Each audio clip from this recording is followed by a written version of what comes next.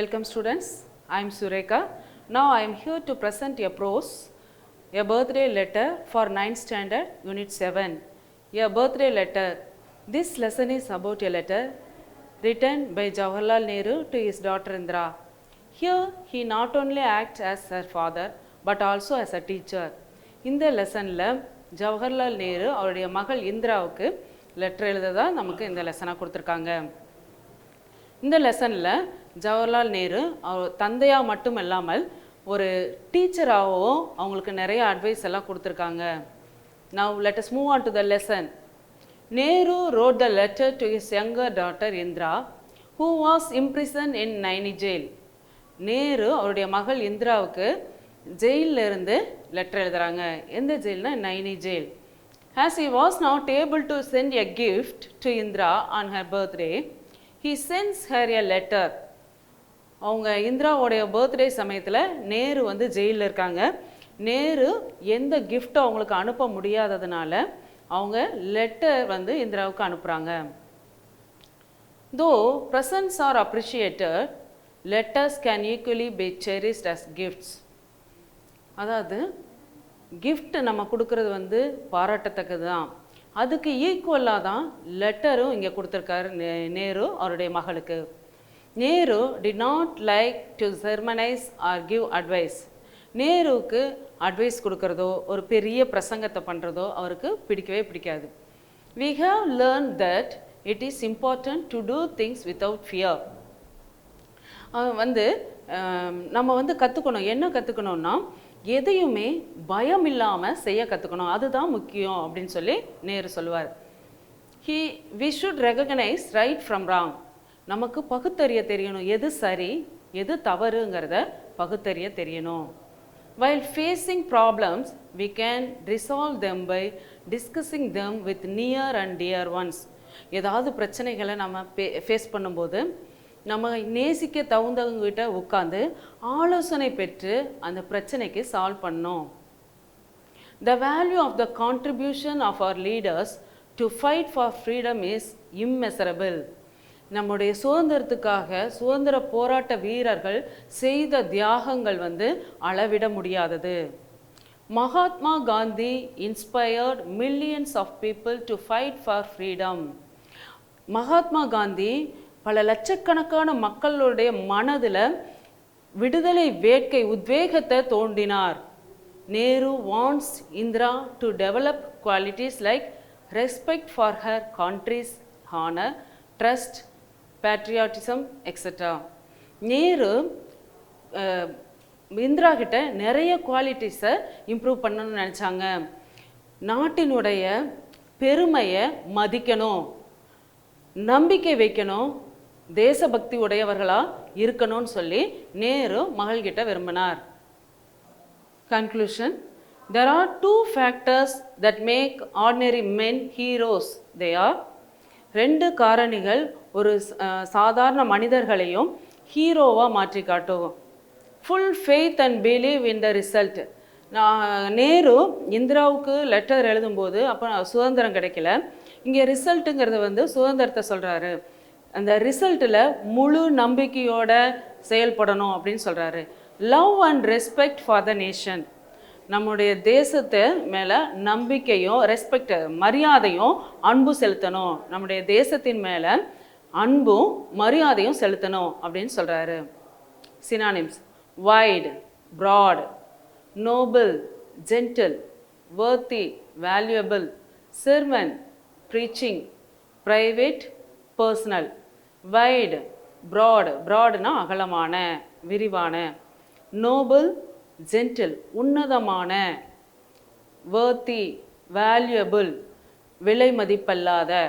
Sermon, preaching பிரசங்கம் பண்ணுறது.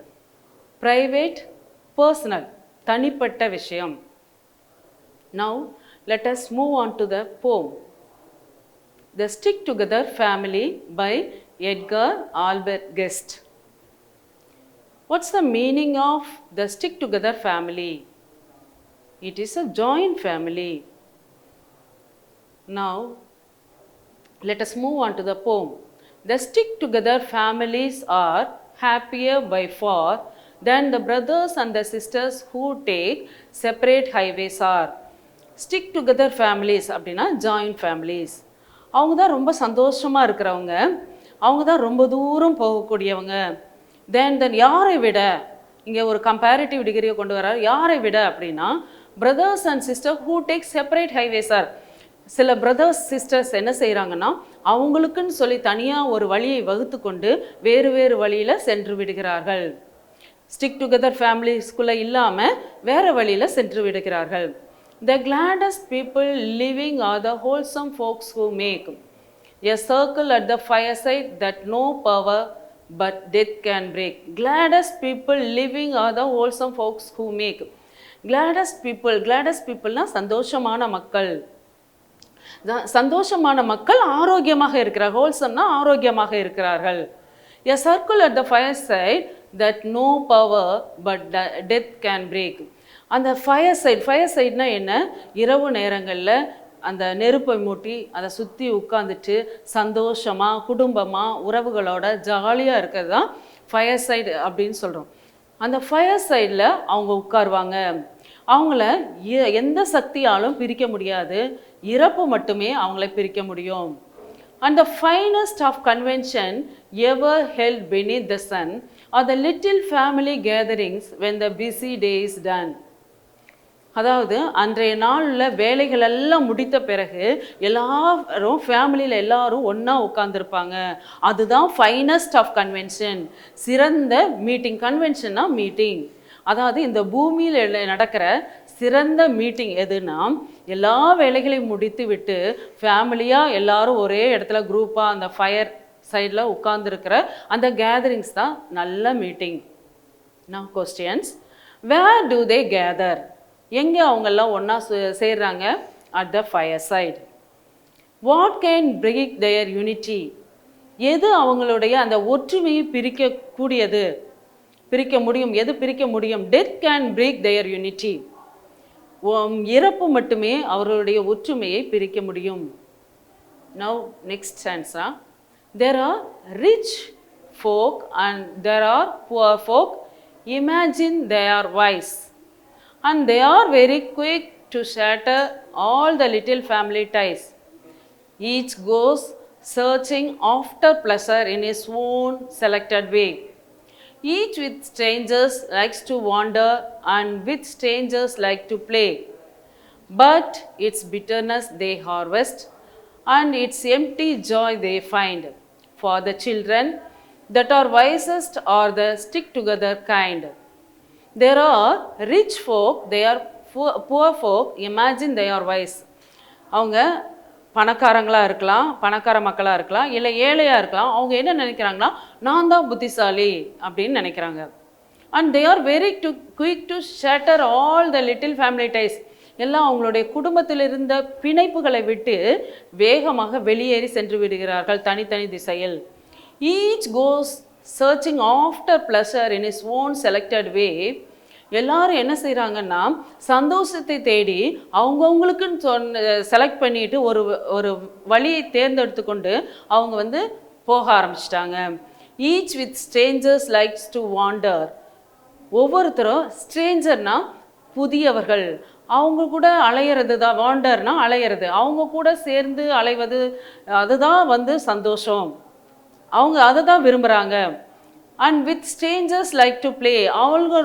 அவர்களுடன் அந்த அந்நியர்களுடன் விளையாடுவது தான் அவங்களுக்கு பிடிக்கிறது. But it's bitterness they harvest. ஆனால் அவங்க எதை அறுவடை செய்கிறார்கள் அப்படின்னா, கசப்புணர்வை மட்டுமே அறுவடை செய்கிறார்கள். And it's empty joy they find. அதில் முழுமையான சந்தோஷம் கிடையாது, வெறும் சந்தோஷம். அது முழுமையானது கிடையாது. For the children that are wisest are the stick together kind.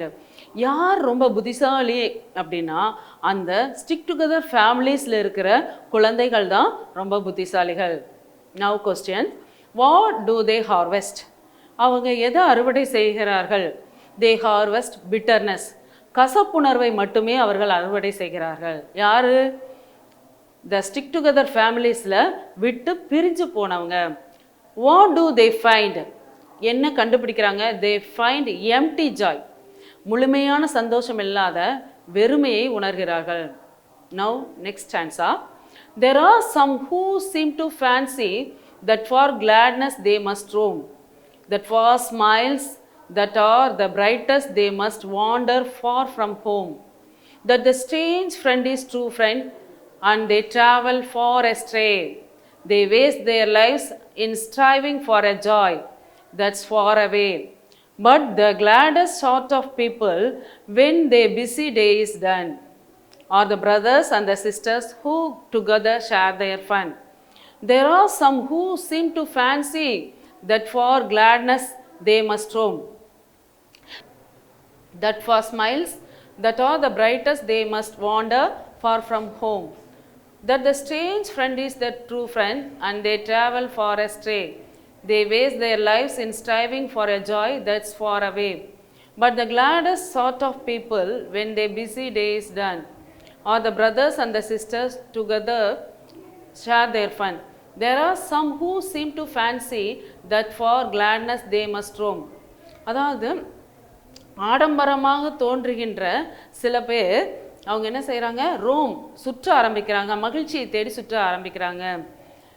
பிரகாசமான ஒரு சின்ன புன்னகைக்காக அவங்க வீட்டை விட்டே அலைந்து திரிகிறார்கள். வாண்டர்னா அலைந்து திரிகிறார்கள். That the strange friend is the true friend and they travel far astray. அந்த அந்நிய ஃப்ரெண்டு தான், அந்த வேற்று ஃப்ரெண்டு தான், அதாவது ஸ்ட்ரேஞ்ச்னா புதியவர், அந்த புது ஃப்ரெண்டு தான் உண்மையான ஃப்ரெண்டு அப்படின்னு சொல்லிட்டு அவங்க கூட சேர்ந்துட்டு ரொம்ப தூரத்துக்கு வழி தவறி வேறு வழியில் செல்கிறாங்க. They waste their lives in striving for a joy that's far away. அவங்களுடைய வாழ்க்கையை அவங்க இழந்துறாங்க. அவங்க இந்த சந்தோஷத்தை தேடி தேடியே அவங்க இழந்துடுறாங்க. But the gladdest sort of people, when the busy day done, are the brothers and the sisters who together share their fun. அதாவது கிளாடஸ்ட் பீப்புள் என்ன செய்கிறாங்கன்னா, அவங்களுடைய எல்லா வேலைகளையும் முடித்த பிறகு எல்லாரும் பிரதர்ஸ் சிஸ்டர்ஸ் எல்லாம் ஒன்றா உட்காந்து அந்த ஃபயர் சைடில் அவங்களோட அன்றைய நிகழ்வுகளை ஒருத்தர் ஃபன், அன்னைக்கு நடந்த வேடிக்கையான நிகழ்ச்சிகளை ஒருத்தருக்கு பகிர்ந்து கொள்கிறார்கள். Questions. Who are gladdest people? யார் மிகவும் சந்தோஷமான மக்கள்? People from the stick together families. Joint ஃபேமிலியிலிருந்து வரவங்க தான் சந்தோஷமான மக்கள்.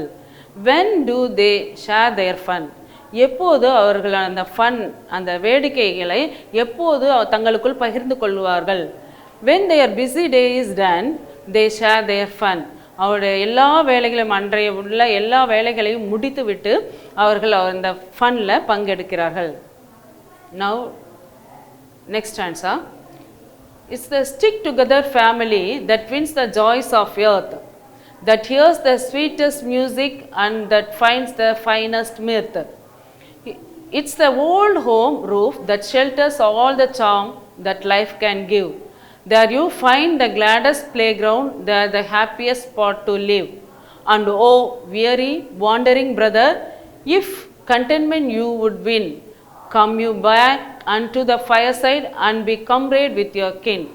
It's the stick together family that wins the joys of earth. அதாவது அந்த ஜாயிண்ட் ஃபேமிலி தான் இந்த பூமியினுடைய சுதந்திரத்தை வின் பண்ணுவாங்க. That hears the sweetest music and that finds the finest mirth. அவங்களுக்கு சந்தோஷமான மியூசிக், இசைகள் கேட்கும்.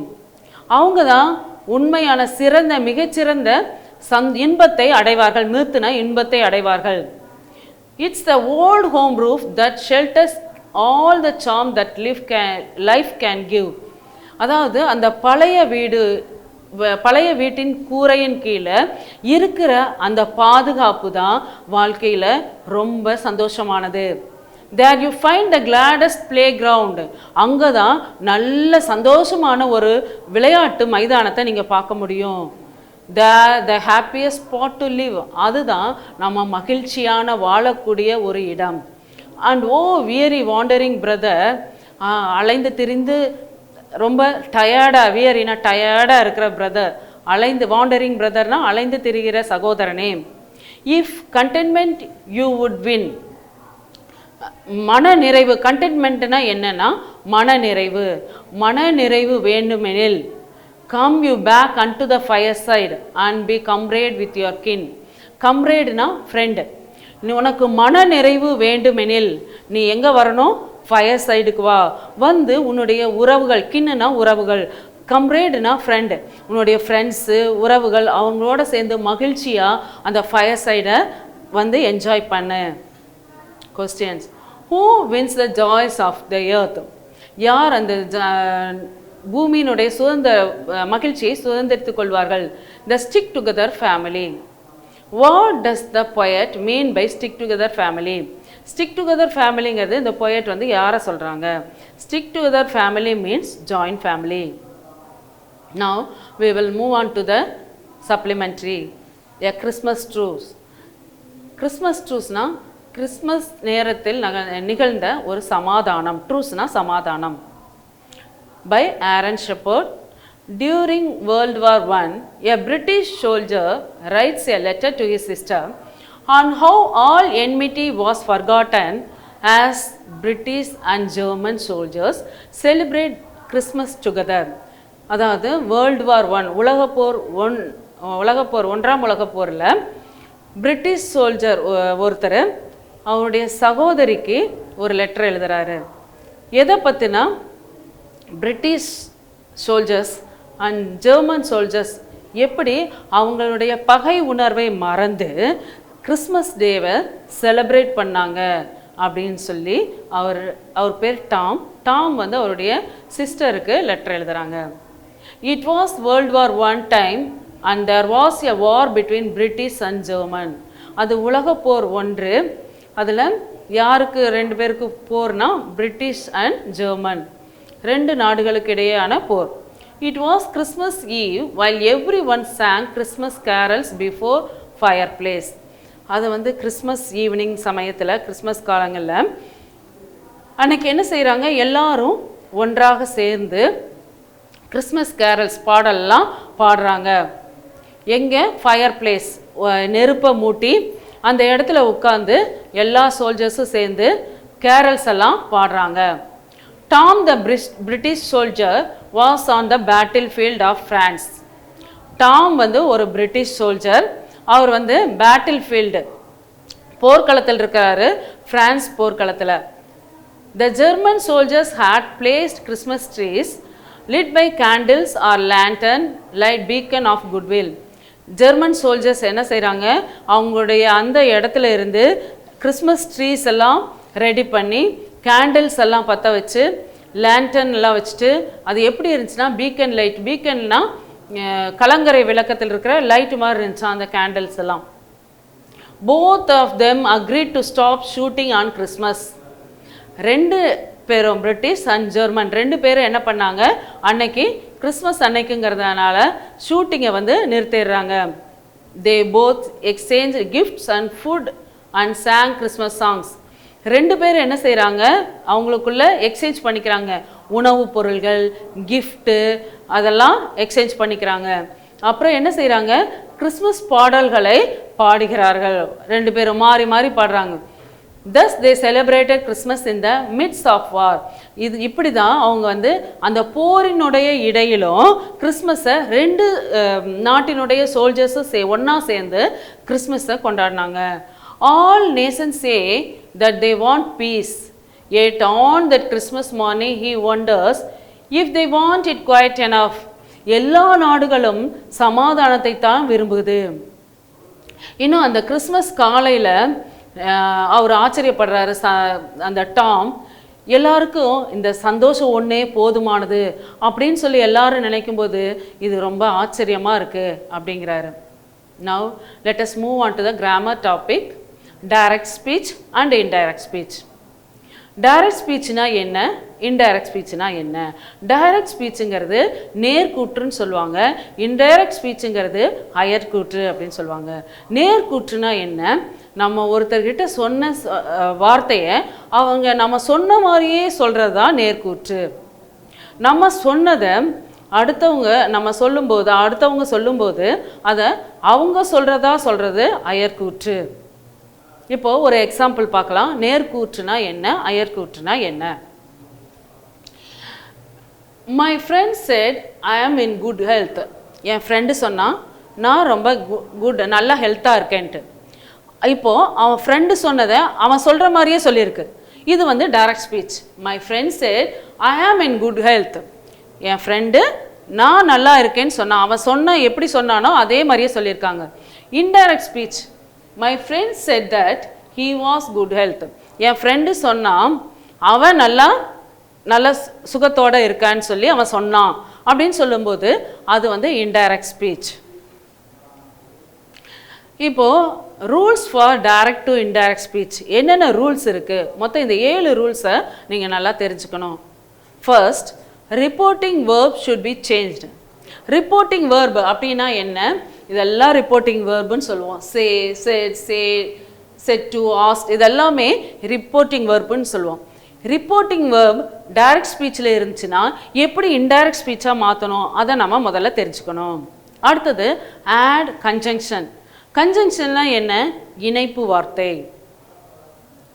இப்போது ஸ்டேட்மெண்ட் இதுக்கு வந்து கன்ஜங்ஷன் தட், அது இணைப்பு வார்த்தை. 2 சென்டென்ஸை சேர்க்கக்கூடிய ஒரு வார்த்தை தான் இணைப்பு வார்த்தை. அடுத்தது third rule, remove quotation. Third rule remove quotation. அவங்க இப்போ வந்து அவர் சொன்ன மாதிரியே சொல்கிறதுக்கும் போது அவங்க என்ன சொன்னாங்களோ அதை என்ன செஞ்சுருக்காங்க? கொட்டேஷனுக்குள்ளே போட்டிருக்காங்க. இப்போது டைரக்ட்லேருந்து இன்டைரக்டாக மாற்றணும்னா அந்த கொட்டேஷனை ரிமூவ் பண்ணிடணும். அடுத்தது next 4th step, change the pronoun. ப்ரொனவுன்னா நம்ம ஏற்கனவே நிறைய கிளாஸில் பார்த்துட்டோம். I, you, we, they, he, she, it இதெல்லாம் ப்ரொனவுன் சொல்லுவோம்.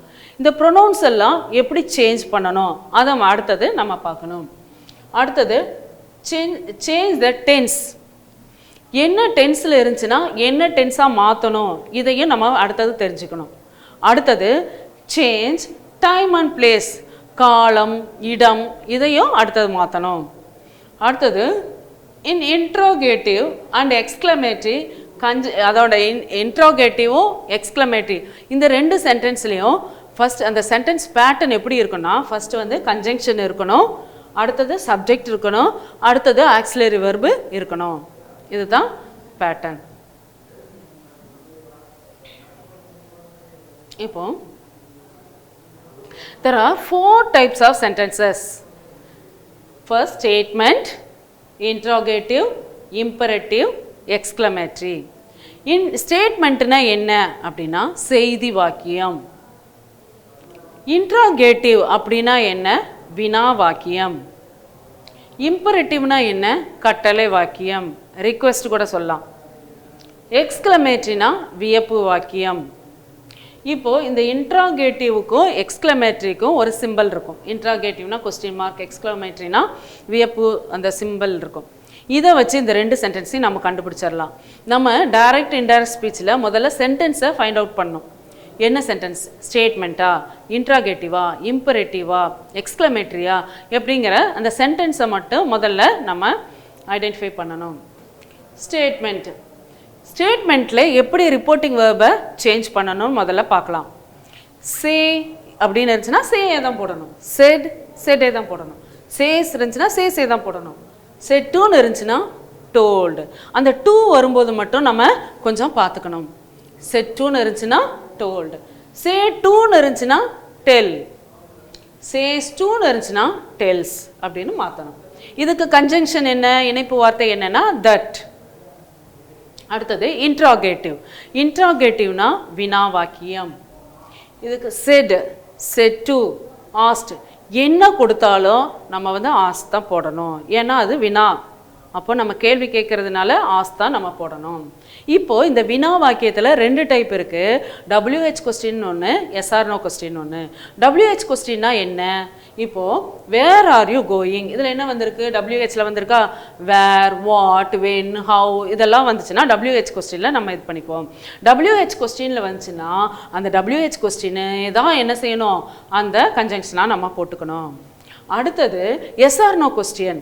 SR/NOனா எப்படி வரும்? To you like coffee? உனக்கு காஃபி பிடிக்குமா? அப்போ அதுக்கு ஆன்சர் என்ன தான் வரும்? எஸ் இல்லாட்டி நோன்னு தான் வரும். அப்போ எஸ் இல்லாட்டி நோன்னு வந்துச்சுன்னா நம்ம என்ன பண்ணலாம்? இஃப்பும் போடலாம் அல்லது வெதர் போடலாம். 2ல் எது வேணாலும் போட்டுக்கலாம். Next imperative. இம்பரேட்டிவ்னா கட்டளை அல்லது ரெக்வஸ்ட் எது வேணாலும் நம்ம சொல்லலாம். said to எது வந்தாலும் சரி.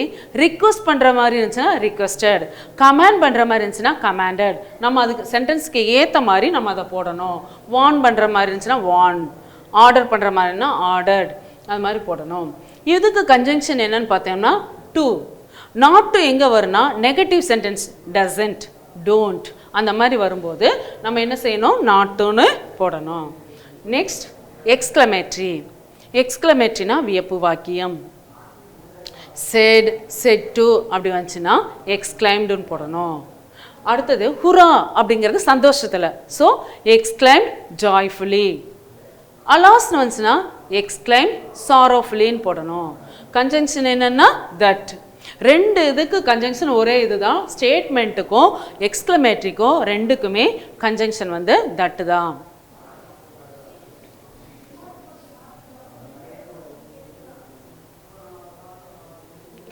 இப்போ ப்ரொனவுன் சேஞ்ச்.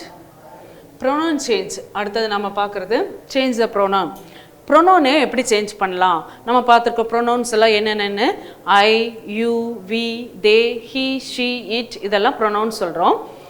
இப்போது பொசசிவ் கேஸ் அப்படின்னா அதுக்கு எல்லாத்துக்கும் உடைய, என்னுடைய, உன்னுடைய அப்படின்னு வரதெல்லாம் பொசசிவ் கேஸ்ன்னு சொல்லுவோம்.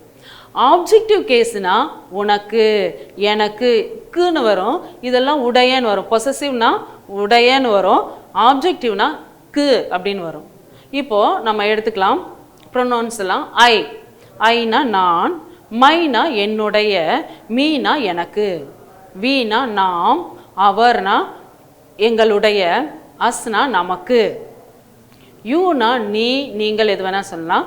யுவர் அப்படின்னா உங்களுடைய, யூனா உங்களுக்கு, ஹீனா அவன், ஹிஸ்னா அவனுடைய, ஹிம்னா அவனுக்கு, ஷீனா அவள், ஹெர்னா அவளுடைய, ஹெர்னா அவளுக்கு. அந்த ஹெரே தான் ரெண்டு இடத்துலையும் வரும். நம்ம அதுக்கு தகுந்த மாதிரி ஹெரே தான் நம்ம போடுவோம், ஆனால் அது மீனிங் வந்து மாறிடும். இட்னா அது, இட்ஸ்னா அதனுடைய, இட்டே தான் அங்கேயும் வரும். தேனா அவர்கள், தேர்னா அவர்களுடைய, தெம்னா அவர்களுக்கு. இப்போது நெக்ஸ்ட்டு டென்ஸ் சேஞ்ச். என்ன டென்ஸ் மாற்றணும்? இப்போ ப்ரெசன்ட் டென்ஸில் இருந்துச்சுன்னா, சிம்பிள் ப்ரெசன்ட் டென்ஸில் இருந்துச்சுன்னா பாஸ்ட் டென்ஸாக மாற்றணும். அடுத்தது ஆம், இஸ், ஆர் இதெல்லாம் வந்துச்சுன்னா நம்ம வாஸ், வேர்னு மாற்றணும். ஹாவ், ஹேஸ் இது ரெண்டையும் ஹேடுன்னு மாற்றணும்.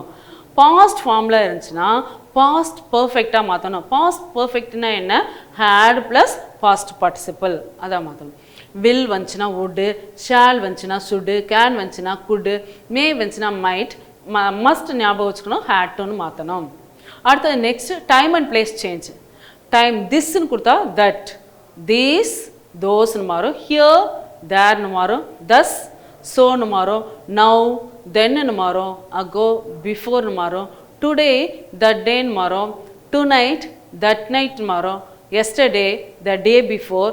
Last week, the week before or previous week எது வேணாலும் போகலாம். Tomorrow, the next day. Next week, the week after.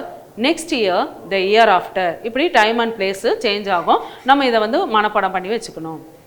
நான் எக்ஸாம்பிள் ஸ்டேட்மெண்ட். முதல்ல நம்ம அந்த சென்டென்ஸ் கொடுத்தோன்னே ஸ்டேட்மெண்ட்டாக என்ன சென்டென்ஸுங்கிறத முதல்ல ஐடென்டிஃபை பண்ணிடணும். Amir told Banu I went to Chennai last week. Amir வந்து பானு கிட்ட சொன்னான், நான் வந்து சென்னைக்கு லாஸ்ட் வீக் போயிருந்தேன் அப்படின்னு சொல்கிறான். நான் போயிருந்தேன், வென்ட்டுங்கிறது அங்கே வருது. ஸோ அது என்ன டென்ஸ் அடுத்தது நம்ம ஐடென்டிஃபை பண்ணிக்கணும். என்ன டென்ஸுங்கிறத ஃபஸ்ட்டு நம்ம சென்டென்ஸ் என்னங்கிறத கண்டுபிடிக்கணும். அடுத்தது என்ன டென்ஸுங்கிறத ஐடென்டிஃபை பண்ணணும். அப்போ வென்ட்டுங்கிறது பாஸ்ட் டென்ஸில் வந்திருக்கு. சரி, நம்ம பாஸ்ட் டென்ஸில் வந்தால் என்ன பண்ணுவோம்? பாஸ்ட் பர்ஃபெக்ட் போடுவோம் இல்லையா? பாஸ்ட் பர்ஃபெக்ட் எப்படி போடணும்? Had plus past perfect. எப்படி போடலாம்? இப்போ பாருங்கள், இப்போ எக்ஸாம்பிள் அமீர் டோல்டு பானு, ஏன்னா ஏற்கனவே அங்கே ரிப்போர்ட்டிங் வர்பு டோல்டு தான் கொடுத்துருக்காங்க. ஸோ டோல்டு நீ மாற்ற வேண்டியது இல்லை. அமீர் டோல்டு பானு. அடுத்தது நெக்ஸ்ட் என்ன? கன்ஜங்ஷன் சேர்க்கணும். ஸ்டேட்மெண்ட்டுக்கு கன்ஜங்ஷன் என்னது? தட். ஐங்கிறது அங்கே யாரை குறிக்குது அப்படின்னு சொல்லி பார்த்தோம்னா அமீரை குறிக்குது. அப்போ அமீர்னா யார்? ஹீ. ஹீ கான், அதாவது வென்ட்டுடைய past participle. he had gone to Chennai last weekங்கிறது என்னன்னு மாறும் the week before மாறும் இன்னொரு தடவை பார்க்கலாமா Amir told Banu conjunction போட்டோம் wentங்கிறது என்ன மாறணும் had gone மாறணும் he had gone to Chennai the week before. Next interrogative.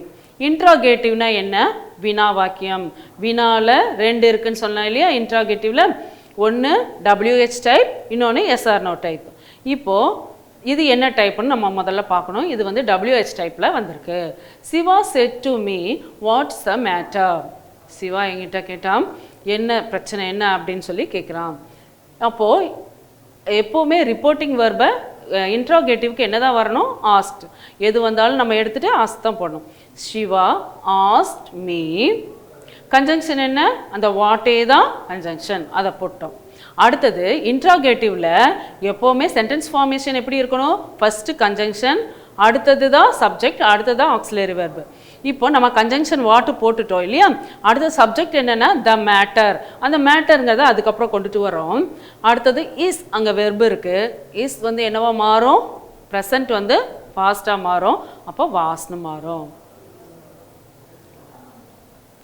Siva ask me what's the matter was next imperative I told my servant get me your certificate என்னுடைய servant இது வந்து imperative கட்டளை வாக்கியம் நான் என்னுடைய சர்வெண்ட் கிட்ட சொன்னேன் உன்னுடைய சர்டிஃபிகேட் எல்லாம் கொண்டுட்டு வான்னு அப்போ இது என்னது ஒரு ஓனர் வந்து சர்வெண்ட்டை சொல்கிறது ஆர்டர்ட் நம்ம அது என்னன்னு மாற்றுறோம் டோல்டுங்கிறத ஆர்டர்டுன்னு மாற்றுறோம் ஐ ஆர்டர்ட் மை சர்வெண்ட் இங்கே இம்பரேட்டிவ்க்கு கன்ஜங்ஷன் என்னது டூ போட்டாச்சு கெட் மீ என்னிடம் கொண்டுட்டு வா அப்படின்னு சொல்கிறாங்க அங்கே ஐ தான் இருக்கிறதுனால அந்த மீயை நம்ம மாற்ற வேண்டியதில்லை அவரையே தான் குறிக்குது ஸோ அதை மாற்றக்கூடாது மே யுவர் சர்டிஃபிகேட் யுவருங்கிறது யாருன்னா அந்த சர்வெண்ட் அப்போது சர்வெண்ட்டு ஹிஸ்ன்னு இருக்கலாம் ஹெர்ன்னு இருக்கலாம் அங்கே நான் இங்கே ஹிஸ்ன்னு போட்டிருக்கேன் his certificate I ordered my servant to get me his certificate